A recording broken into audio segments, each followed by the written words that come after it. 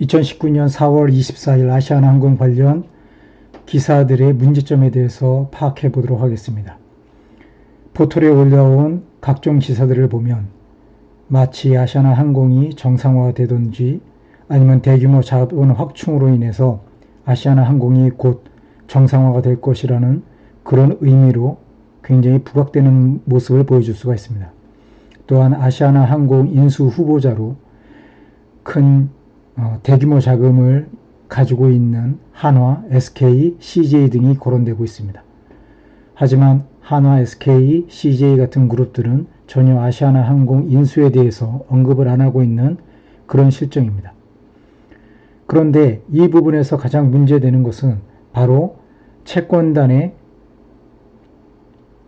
자금 대여입니다. 이 부분에 대해서 마치 기사를 보면 정상화를 위해 1조 7,300억 원이라는 엄청난 금액이 아시아나항공에 투입됐고, 또한 이 자금들은 자본 확충을 위한 자금이기 때문에 곧 아시아나항공이 정상화된다라는 그런 착각을 일으킬 수 있는 그런 부분을 제공해주고 있습니다.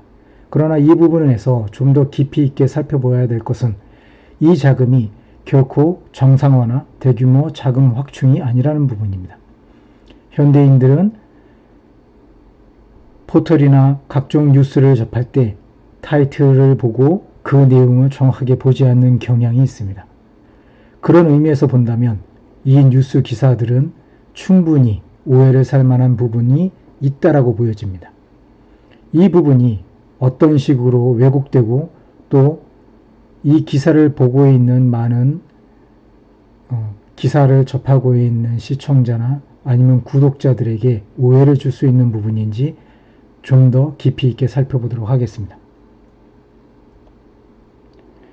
1조 7,300억 원의 실체를 보면 아시아나항공의 영구채 매입으로 5천억 원, 신용한도로 8천억 원, 스탠바이 LC로 3천억 원이 지급이 되고 이 금액은 1조 6천억 정도가 됩니다. 금호고속에 1,300억 원이 대출이 되는 부분을 합쳐서 1조 7,300억 원이라는 금액이 지원된다라는 기사가 나온 것입니다. 그러면 아시아나항공에 지급되는 영구채가 자본이냐? 성격은 자본화하는 부분이 어느 정도는 있을 수 있지만 기본적인 부분은 부채입니다.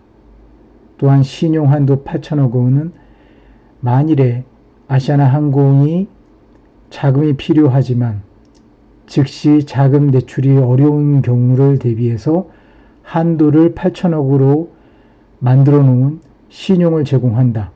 이 부분은 마치 마이너스 통장을 만들어 놓고 언제든지 자금이 필요할 때 그 한도만큼 8천억 한도만큼 자금을 빌려 쓸 수 있다는, 대출을 할 수 있다는 그런 부분입니다.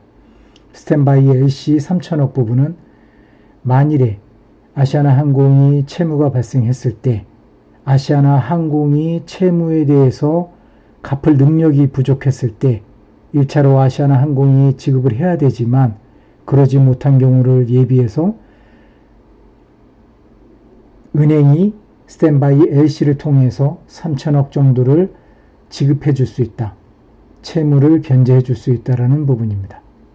고로 1조 6천억이라는 부분은 결코 자본 확충이라든지 경영 정상화 부분하고는 아무런 관계가 없이 단지 현재 아시아나항공이 갖고 있는 부채에 문제가 발생했을 때 그 부분을 선제적으로 지급을 해주고 문제가 없게끔 만들어주겠다는 부분이 더 많다라는 부분입니다.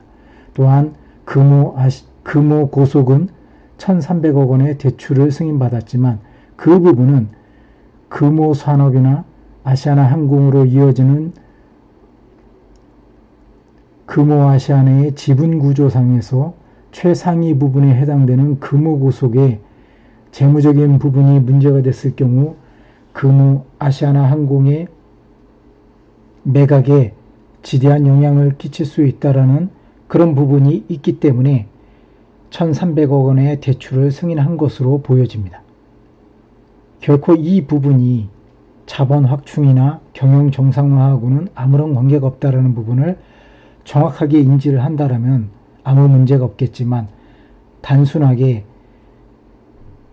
포털에 나와 있는 기사의 헤드라인만 보고 아시아나항공이 자본이 확충됐고 경영 정상화가 됐다라는 착각을 불러일으키면 안 된다는 부분입니다. 결론적으로 본다면 아시아나항공에 지급되는 1조 6천억이라는 금액이 왜 필요한 것인가 라는 것은 기존에 말씀드렸듯이 2019년에 아시아나항공이 갚아야 되는 금융성 부채가 1조 7,300억이 되기 때문에 회사에서 기본적으로 1,300억 정도를 금융성 부채 상환에 쓰고 나머지 1조 6천억 정도는 외부에서 수여를 받아서 그 나머지 부채를 상환하는 그런 부분이 존재한다는 것입니다. 고로 아시아나항공이 갖고 있는 부채는 합계 5조 7,600억 정도가 그대로 유지가 되고 회사가 매각을 진행을 하고 제3자 유상증자를 통해서 자본이 확충되기 전까지는 회사의 부채라든지 아니면 경영 정상화에는 아직 멀었다라는 부분을 정확하게 인지하고 있어야 된다고 보여집니다. 이상입니다.